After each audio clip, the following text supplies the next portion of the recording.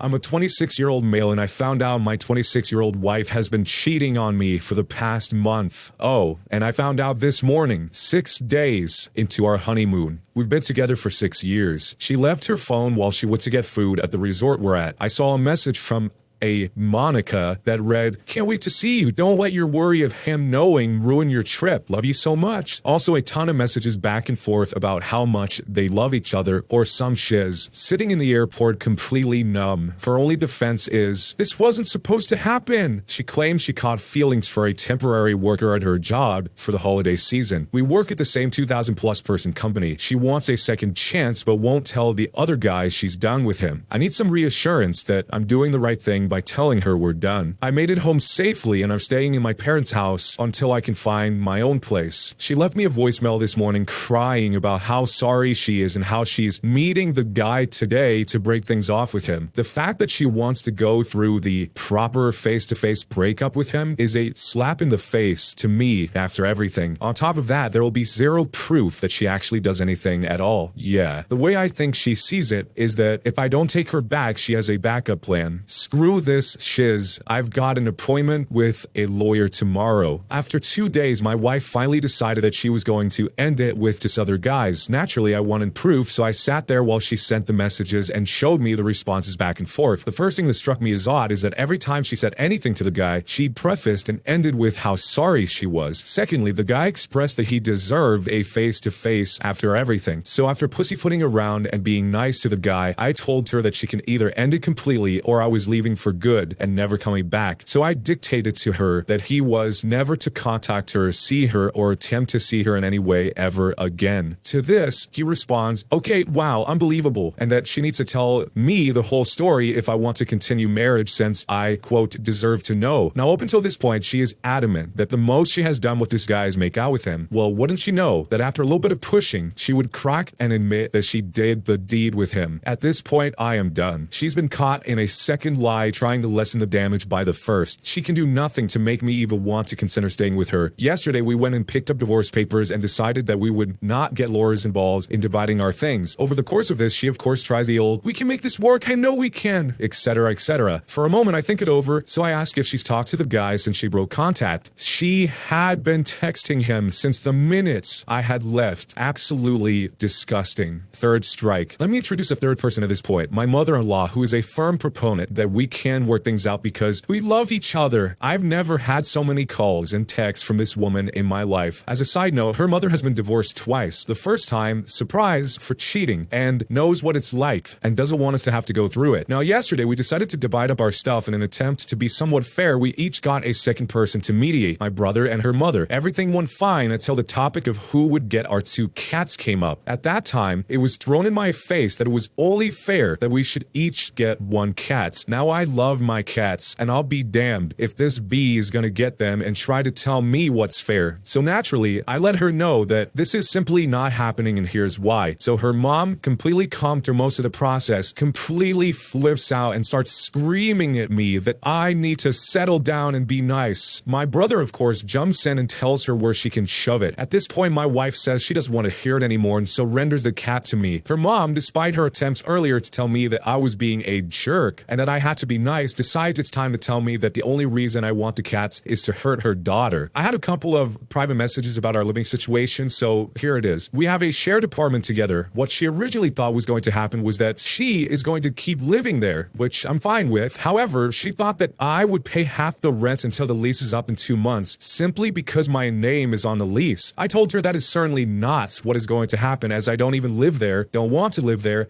and have zero intention of ever living there. So I contacted our landlord and had them remove my name from the lease. On a final note, during our division of accumulated stuff, her mother tried to make me promise that I wouldn't go to HR over the affair because that would, quote, ruin her life, and that would be pretty petty of me to do. Because of how things were going, I kind of nodded and said, sure, whatever. At this point, we began to talk about work. We both work at the same company, but not in the same department, so realistically, we wouldn't see each other that much, but could pass each other in the halls or whatever. So I told them I would not feel comfortable working in the same place as her. Of course, her mother jumps in, what well, she's worked there longer, so you should be able to find another job. Needless to say, there isn't much to say besides, well, no, that doesn't matter. So the go to HR and tell them about the affair to get her fired if work becomes uncomfortable is still a viable option that I'm very carefully considering. I'm moving my stuff out of our shared apartment today, so I'm in a bad place right now, but it's what's best in the long run. Not really sure where to go on the whole work situation and would appreciate any advice, reassurance, or kind words. This is the hardest thing I've ever had to do in my life, and it kind of feels like it's killing me. Our company has a strict policy where you cannot engage in any kind of amorous activity with a coworker under the same manager. The fact that she's the senior rep on the account the temp was working on certainly won't help. So, what advice do you have? This seems like the ultimate example of the wife being the one that wants to have the cake and eat it too. She wants the backup plan of this other guy, but doesn't want to formally end it in case things don't work out with her husband, and vice versa. It's like she's just trying to mitigate all of her risks on all angles, not only between the relationship with these two people, but also with her employer, with the whole HR thing. The part that is the most curious about this whole situation is what the other guy, not the husband, but the other person, is referring to when he says that the husband has the right to know. That wasn't really explored, but I'm guessing it probably has something to do with how long they've been seeing each other and how it was a lot more than just a kiss. How did it end up like this? I mean, the fact that she did get caught up in a second and third lie already seals the deal in this whole situation. As soon as the second lie happened, where she said it was only the kiss, but then it ended up being far more than that, she admitted to actually doing the deed with him, and by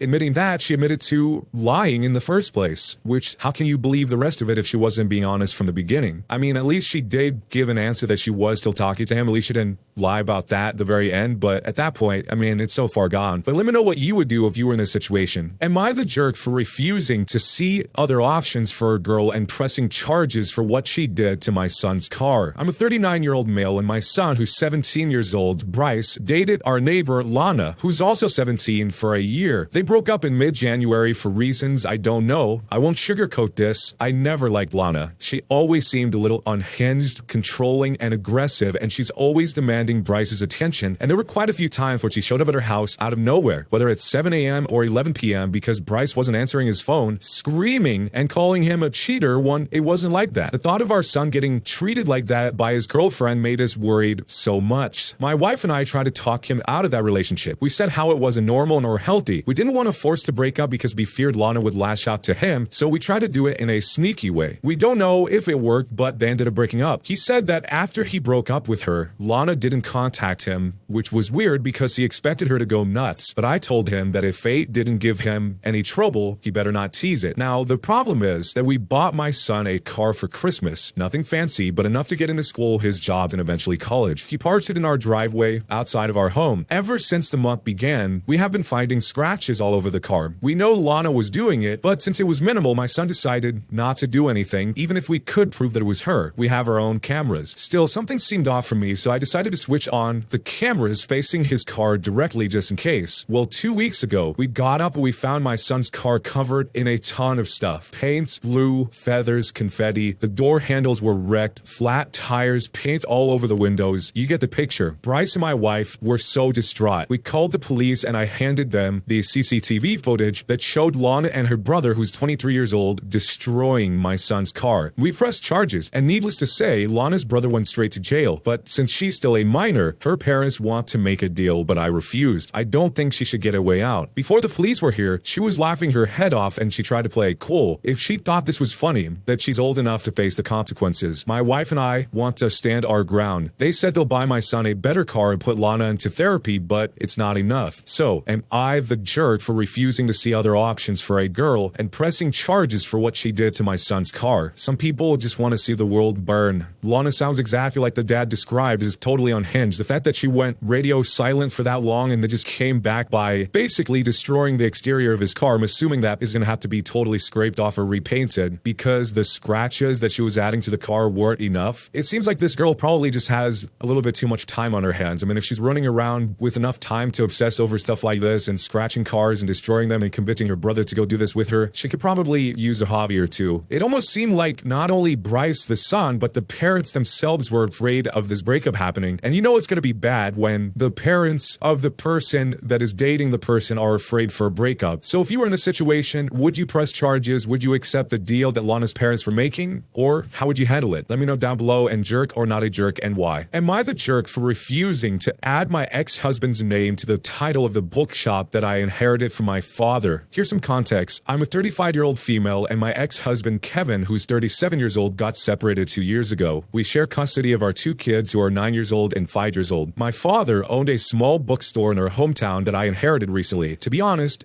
the shop doesn't bring in a lot of money, and I already have a stable income. Kevin found out about this and called for an urgent meeting. He came over to my place and said that he wants to talk about the bookshop. I said, what about it? He told me that now that the bookshop is officially mine, that I should add his name on the title and split whatever profits I get 50-50 with him. I was in shock. I told him he had to be joking, but he reminded me that when his dad passed away and left him inheritance money, that he shared it with me. Therefore, I owe him half of my inheritance now. I didn't know what to say, but I mentioned to him that yes, he did share his inheritance of me, but that was while we were married. Now, it's a different dynamic, and we no longer share anything. He got upset and argued that I technically owe him regardless of whether we're still together or not, and urged me to consider because the money will be going towards the children anyway. We had a loud argument that I ended up saying that this will only ever happen in his dreams and telling him to wake up, and then I told him to leave. He tried to last back, but I insisted that he leave. He had his mother call me saying that I lied, deceived and stole from her son in the past, and now I owe him. Not just that, but said that I should be rid of my pettiness and resentment towards Kevin and do the right thing for once. We fought on the phone, and yesterday I was shocked when my 9-year-old son called me a thief out of nowhere. This escalated the fight because Kevin got the kids involved. I think that technically I do owe him because I can't deny that he shared his inheritance with me, but I think that now our circumstances are different. Like when we used to share our salaries, but now I don't expect him to do the same anymore, obviously. Still, I might be the delusional one, so am I the jerk for not splitting my inheritance with my ex-husband, even though he split his inheritance with me while we were married? I'm assuming here that legally she probably doesn't owe him anything because they aren't married. The timing just happened to work out so that she got half of his dad's inheritance because they were married during that time, and he gets nothing because they weren't married when she got her inheritance. I could see why that would feel very unfair to Kevin, but legally, I don't think he has any claim to the bookshop. We don't know, but I'm guessing that his inheritance was probably somewhat substantial, otherwise he wouldn't bring it up. And this bookshop, it sounds like, is not very substantial at all. As she said here, it doesn't really make very much money. It's interesting, though, that despite what's legal was not legal, she actually says that I think that I technically do owe him because I can't deny that he shared his inheritance with me. So she's saying that she feels as though she does owe him, even though that's not what she's telling him, which is communicating with him. I think ultimately the decision is going to come down to how does she feel about her husband, her ex-husband, and how is it going to affect the kids. But if this was you, what would you do? Would you give him half of your inheritance, or would you say no way? Jerk or not a jerk, and why? Reserve a bike locker when you shouldn't. Nothing a $20 pair of bolt croppers can fix forever. The town in which I live has full-size bike lockers, very secure.